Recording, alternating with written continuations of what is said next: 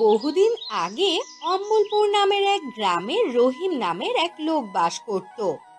তারা ছিল খুব গরিব। জীবিকার তাগিদে সে মাঝে মধ্যে মাছ ধরতো। এছাড়াও মানুষের বাড়িতে ধান ভানা, ফসল কাটা সহ নানান কাজ করত।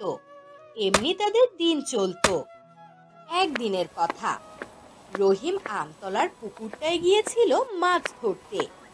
ঘন ঘোর বর্ষায় এখন মাছ ধরা ছাড়া আর কোনো কাজও নেই। কদিন ধরে যা বৃষ্টি পড়ছে না, অন্য কোনো কাজ বাজও পাচ্ছি না। সেই কখন জাল ফেলেছি, এখনো কোনো সাড়া শব্দ দেখছি না। জালটা কি টেনে উঠাবো নাকি? এই কথা বলে রহিম জালটা টেনে তোলে, কিন্তু সেখানে একটি মাছও ছিল না। এই যা, এ কি হলো? একটা মাছও উঠলো না। এমন হলে তো না খেয়ে থাকতে হবে। না না, আমি এক কাজ করি, আমি আবারও জাল ফেলি। এই পুকুরে তো সবাই মাছ ধরে। এরপর রহিম আবারও পুকুরে জাল ফেলে বসে অপেক্ষা করতে থাকে। তখন হঠাৎ তার চোখ পড়ে পুকুরের পাশে থাকা আম গাছে। বাহ, কি সুন্দর আম ধরে আছে! যাই, কটা আম পাড়ার চেষ্টা করি, জমিয়ে খাওয়া যাবে। কিছু না কিছু খেয়ে তো দিন পার করতে হবে। রহিম উঠে আম গাছের কাছে যায় আম পাড়তে। বাহ বাহ, কি সুন্দর পাকা পাকা আম ধরেছে। তবে আমগুলো এত উপরে, কেমন করে যে পারবো? আচ্ছা, আমি না হয় গাছে উঠে যাই। তারপর রহিম আম গাছে উঠে কয়েকটা আম পেড়ে নেয়। যাই, এবার গিয়ে জালটা টেনে তুলি। রহিম গিয়ে জালটা টেনে ওপরে তোলে, কিন্তু সেখানে একটি মাত্র মাছই ধরা পড়েছিল। ও মা, এ কি! মাত্র একটি মাছ ধরা পড়লো। এ পুকুরে তো মাছের কমতি নেই। তবে একটি মাছ কেন ধরা পড়লো? আবার জাল ফেলি তো। রহিম আবারও পুকুরে জাল ফেলে অপেক্ষা করতে থাকে।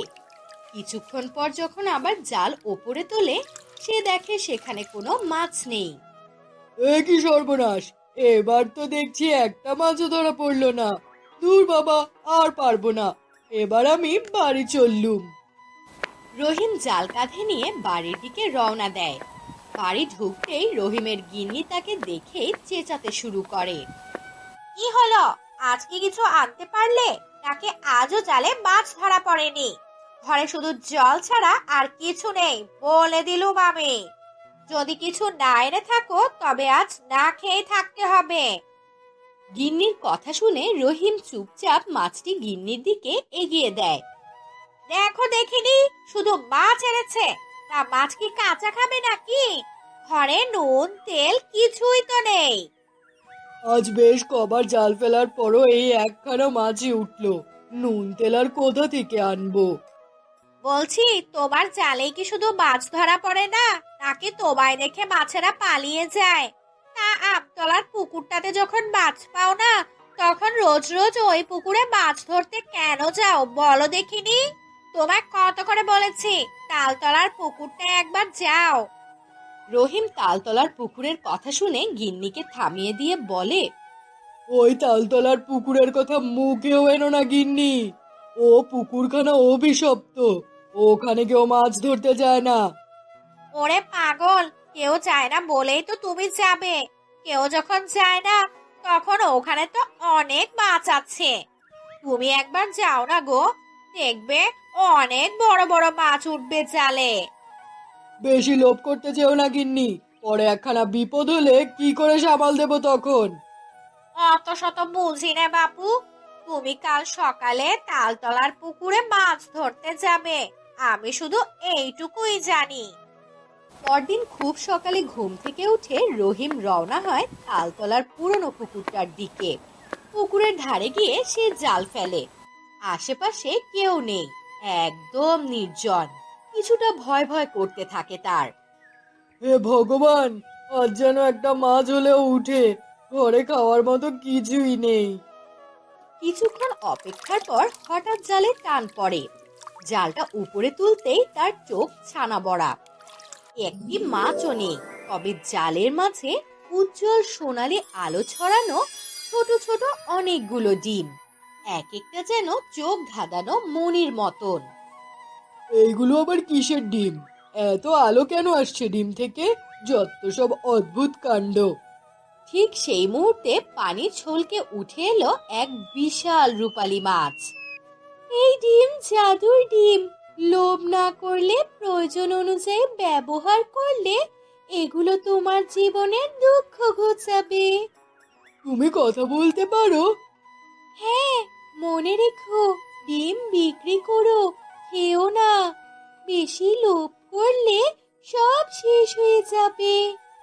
তারপর মাছটা ধীরে ধীরে জলে মিলিয়ে গেল।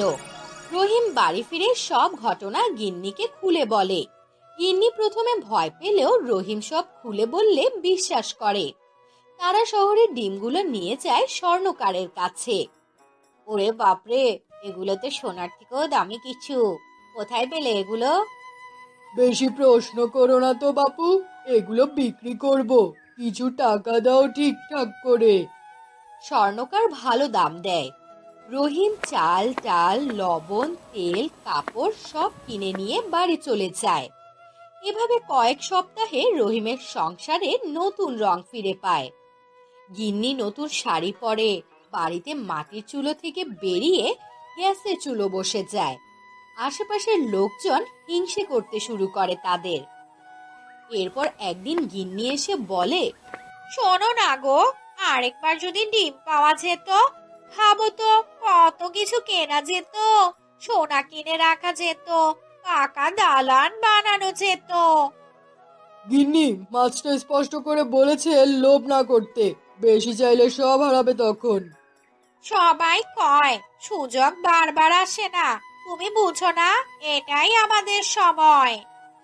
শেষ পর্যন্ত গিন্নির জেদের কাছে হার মানে রহিম। তারা আবারও পুকুরে যায়, জাল ফেলে ডিম পায়, বিক্রি করে, আরো টাকা পয়সা আসে। এরপর আবারও যায়, তবে আগের মতন আর ডিম পায় না। তবুও গিন্নির লোভ যেন থামে না।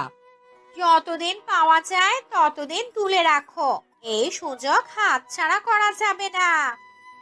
এক সময় তারা আর কোনো ডিম পায় না। তারা ভাবে হয়তো পুকুরের নিচে আরো আছে। সেই আশায় পাম্প ভাড়া করে এনে পুকুরের পানি শুকিয়ে ফেলার সিদ্ধান্ত নেয়। এইটা ঠিক হচ্ছে না গিন্নি, যদি কিছু না পাই। চুপ করো, আমি ঠিক বুঝছি। তলদেশে যা আছে একবার উঠে এলে আমাদের আর কোনো অভাব থাকবে না। তারা দিনরাত পানি ফেলতে থাকে। পুরো পুকুরটা একসময় শুকিয়ে যায়, কিন্তু তলদেশে তারা কিছুই দেখে না।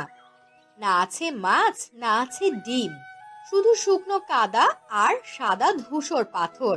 এমনকি একখানা মাছও নেই। এসব দেখে রহিম ও গিন্নি মাথায় হাত দিয়ে বসে পড়ে। তাদের এমন লোভের জন্য তারা সব হারিয়ে ফেললো।